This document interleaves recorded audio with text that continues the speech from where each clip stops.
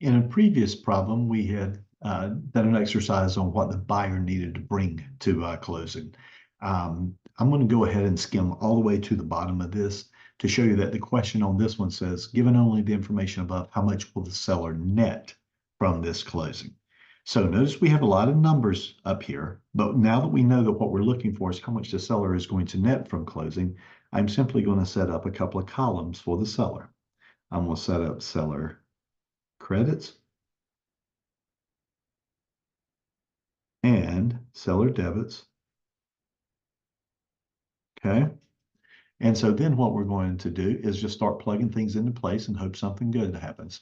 So a property sold on October 22nd for $295,000. Well, the sale price, remember, was a debit to the buyer. But now that we're trying to solve the seller side, let's put the sale price in here at $295,000. Just plug it in.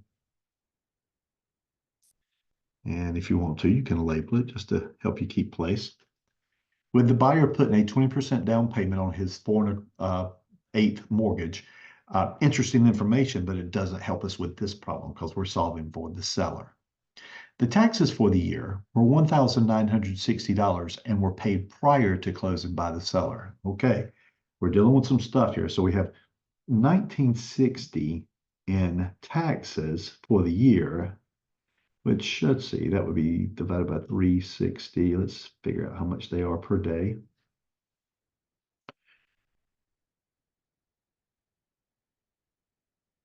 Okay, it would be $5.44 is what I'm seeing there. $5.44 per day. All right, now let's see what's going on here by doing our timeline. This transaction is closing on 10/22. Now, if you picture that what happened when the seller paid their taxes, they paid for the whole year. However, they didn't use the whole year. So it seems to me like it would be fair if they were to be reimbursed for this part of the year. So let's see, the buyer could pay them for December, the buyer could pay them for November, and for 8 days in October. So 30, 60, that looks to me like 68 days. So 68 days times 544 per day is going to give us a grand total. Let me go to my calculator here.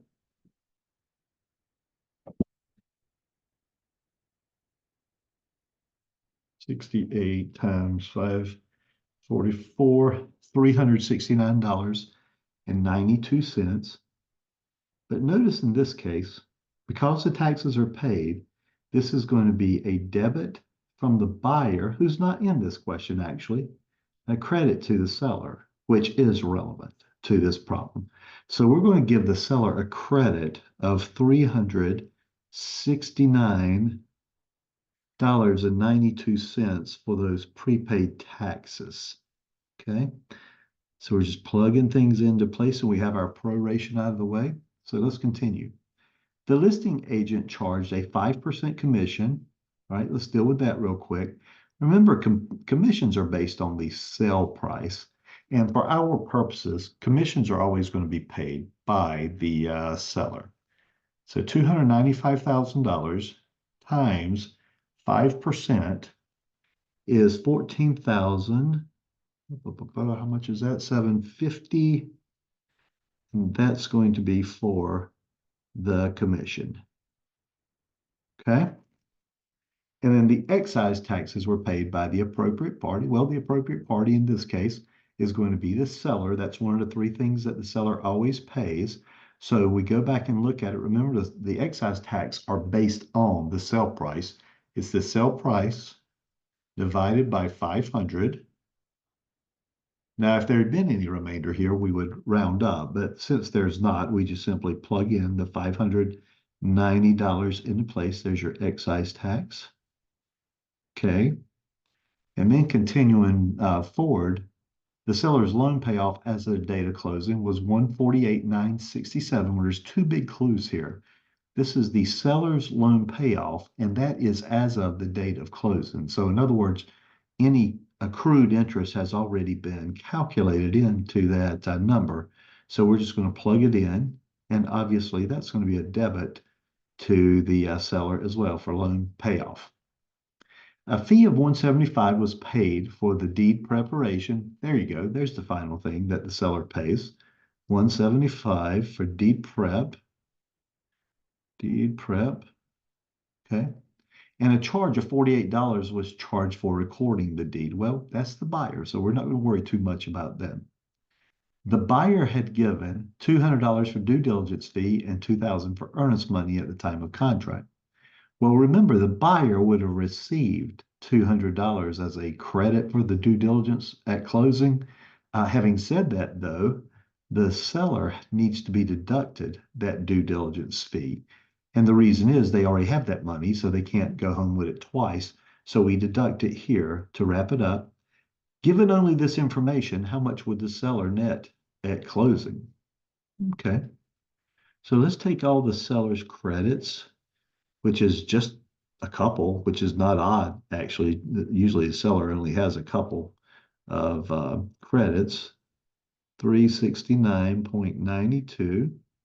And then let's add up all of the seller's debits, which, let's see, the 14,750 was the commission. The 590 looks like it was the excise tax. Got to pay his loan payoff as well of 148,967. We just plug that number in. We don't need to do anything to it. The deed preparation, certainly that's the seller making the deed right for conveyance purposes. And then $200 for the due diligence. So he had total debits of 164. 682 is what my calculator says. We're going to make a one-time adjustment. That one-time adjustment says 295, 369.92. Subtract his debits of 164, and it ends up that he has 369.92. He's going to walk away from closing with 130,687.92. 792. That is what the buyer, that's what the seller will net at the closing after paying off all of their debits and receiving all of their credits. $130,687.92.